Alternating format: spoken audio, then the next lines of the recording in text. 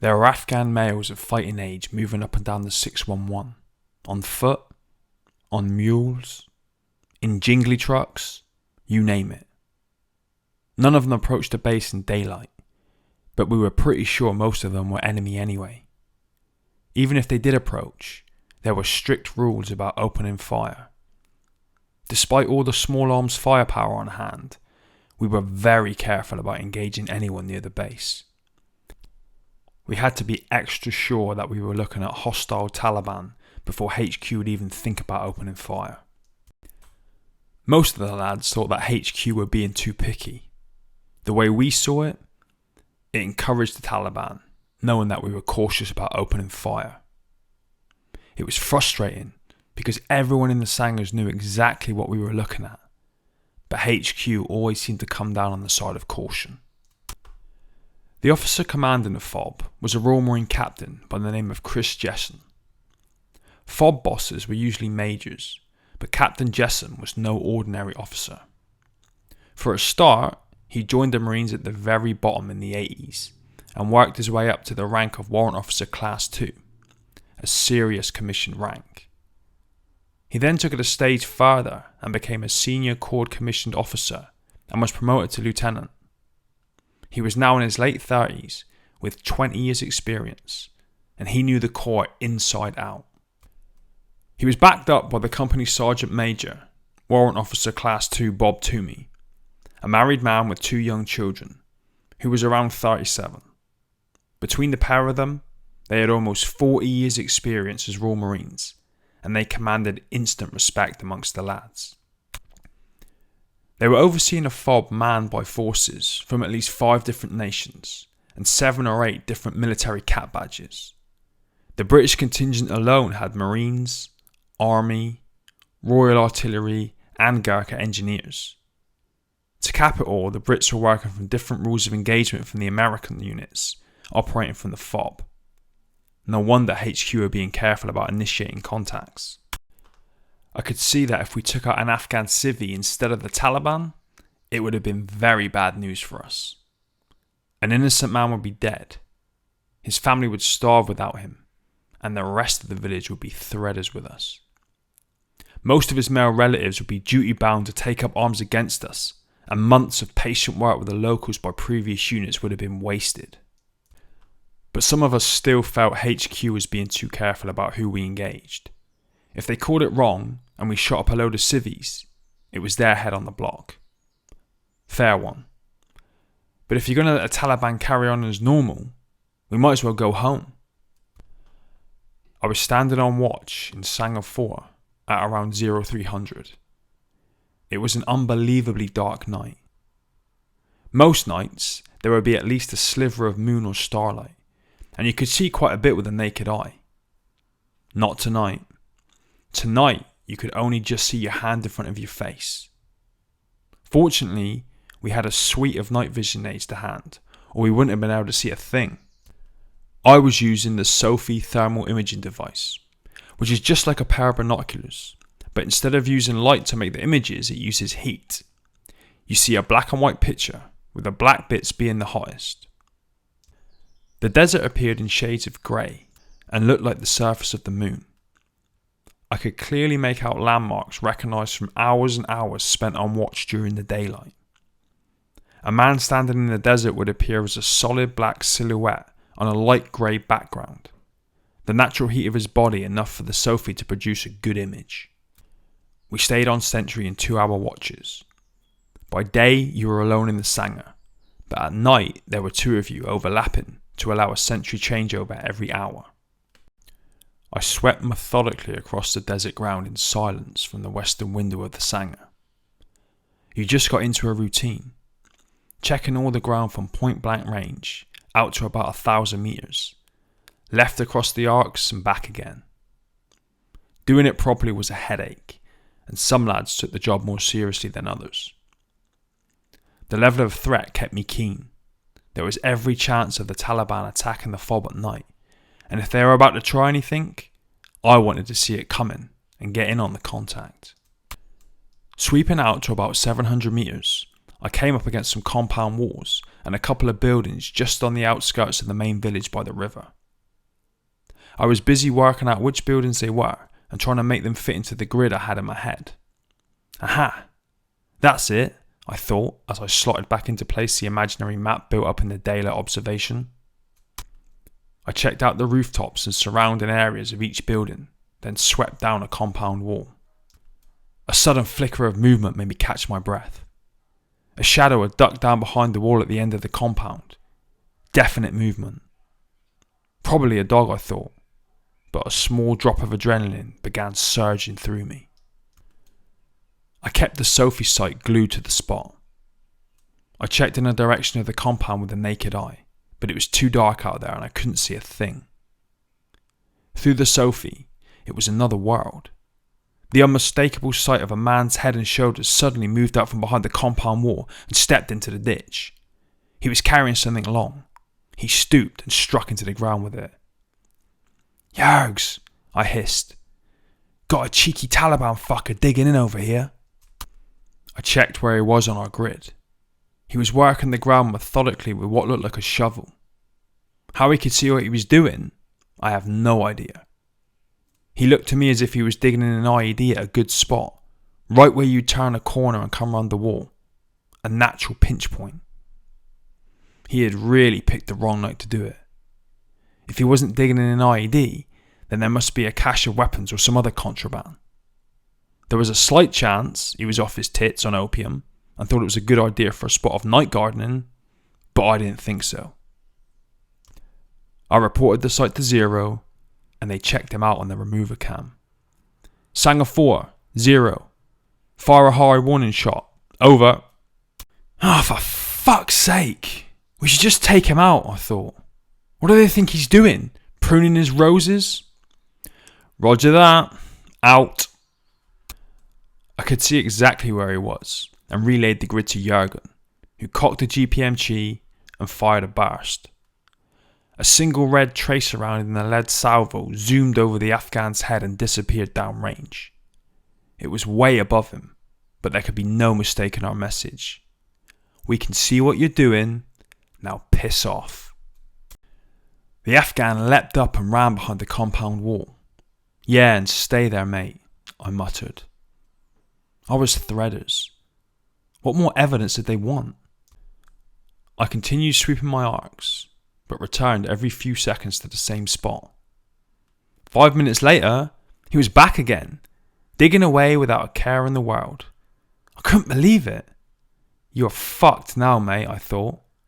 Again, the order came from HQ. Fire a warning shot. Jurgen gave him another blast on the GPMG, and he dived behind the wall again. Is he trying to wind us up, or does he want to die? I dripped. 5 minutes later, he was back again. What was he playing at? This happened 3 or 4 times in total, and in the end, HQ ordered us to cease fire and let him get on with it. Nothing suspicious, they said.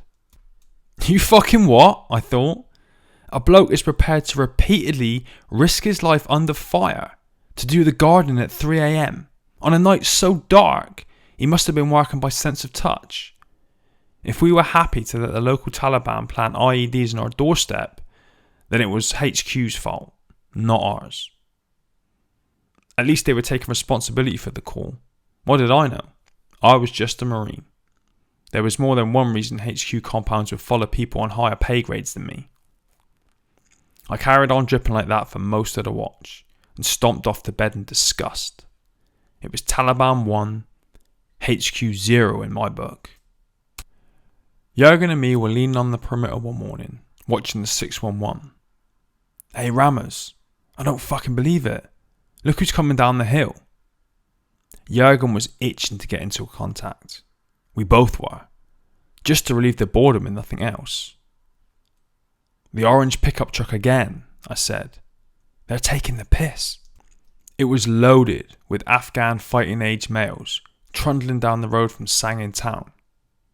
Even though we knew they were enemy, we couldn't see a single weapon between them, which meant that we couldn't engage. They need taken out, Rammers. Look at them. You can see their enemy from here. No doubt about it, mate.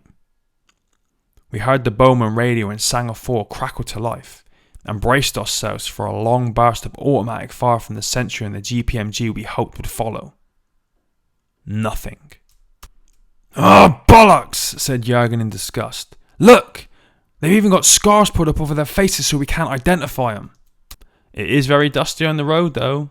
"My ass! They're Taliban and we should take them out while we've got the chance." Jurgen stomped back to his grot. The orange pickup truck used to pass by the fob on the 611 every other day.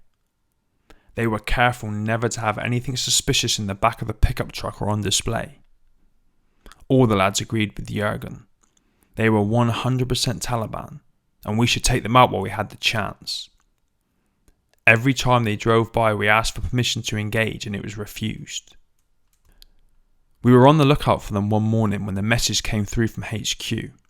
At last, the men in the orange pickup truck had been positively identified as Tier 1 Taliban, hardcore fighters who would never be persuaded to surrender, and we were to engage them on sight. Fair enough. Our GPMGs would shred that pickup to pieces at this range. Except guess what? The minute the order was given, the truck disappeared. It was like they knew about it and they stayed away on purpose. Maybe they were listening in on our personal row radios, and someone had said a bit too much. I doubt it though. The PRR is a short-range VHF radio for comms between sections on the ground, and we were all very careful and disciplined while using it. The main battlefield radios were digitally encrypted and secure as far as we could tell.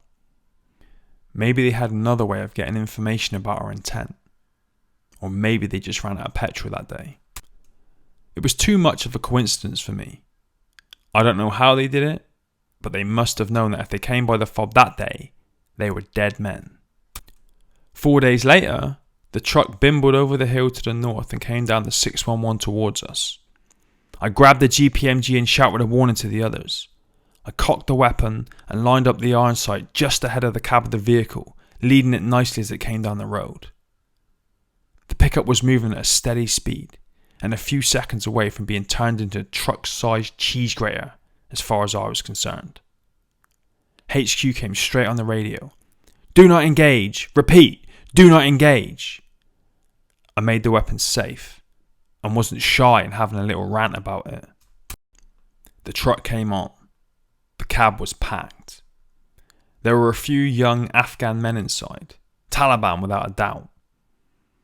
But they had a load of kids with them, and they were blatantly using them as a human shield. I could have shot up a truckload of children had it not been from the spot-on call from Zero. No one would want that on their conscience. I breathed a sigh of relief and said a silent thank you to the HQ for the call. HQ 1, Taliban 1. A couple of weeks later, we were on watch around midnight. It was dead quiet when the Bowman radio crackled with HQ giving us a grid reference and range to the northwest. The order couldn't have been clearer. Hostiles, engage. It was the first we knew about it.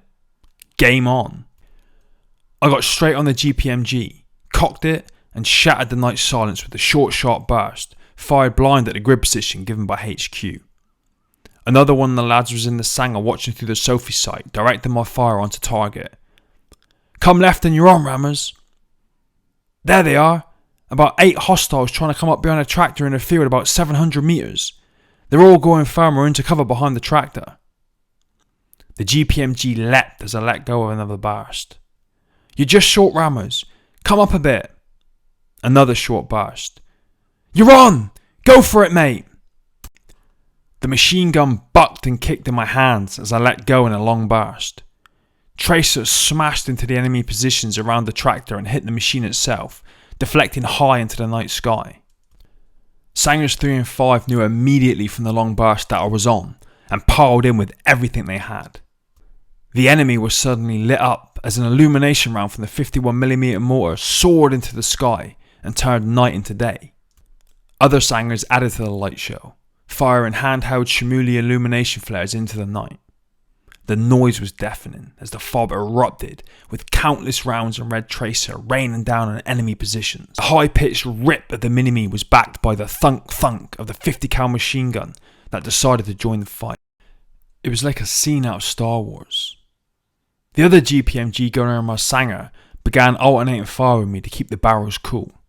As my burst ended, he took over, malleting the Taliban. As soon as he stopped, I opened up again. By this point, the rest of the lads were lined up on the perimeter wall, firing whatever weapons they had to hand. The Marine on the Sophie site directed us whenever our balloon packed up, giving us a running commentary. We were hitting the Taliban hard. They were dragging their wounded into a ditch. The tractor was taking so many hits, it was practically sawn in half. The spent shells and link were piling up around my boots, as hundreds and hundreds of 7.62mm rounds went downrange, with no order to cease fire. Weeks of frustration at being held back by HQ's caution came pouring out of me, and I grinned with satisfaction as the GPMG chewed up the link and blasted the enemy. We kept firing in alternate bursts, but my bursts were too long. The GPMG was only just usable, which meant that the rounds would be drifting wildly off target. It was good enough. We were using the guns as area weapons, not aiming at individuals, and the combined firepower was having a devastating effect. But it wasn't pretty shooting. Fuck me, rammers! They're evacuating the wounded in wheelbarrows! The Taliban were loading up their casualties in a ditch by the tractor and bugging out as fast as they could push. They hadn't got closer than 700 metres to the fob. They couldn't touch us. The ceasefire came and we took a breather. The firefight had lasted about 15 minutes. I had fired more than 800 rounds of ammunition from my GPMG alone. A good night's work. Usually, I would have been a bit more cautious, but because there were 7 or 8 of them, we just let rip. We had given the Taliban a beating. Most of the group had been hit or seriously wounded, if not killed. I hadn't seen a single one of them before the contact. If they'd have opened up on the fob, it would have came as a nasty surprise to me. There were sharp eyes at work on the other end of the remover cam in the HQ compound. Final score, HQ 2, Taliban 1.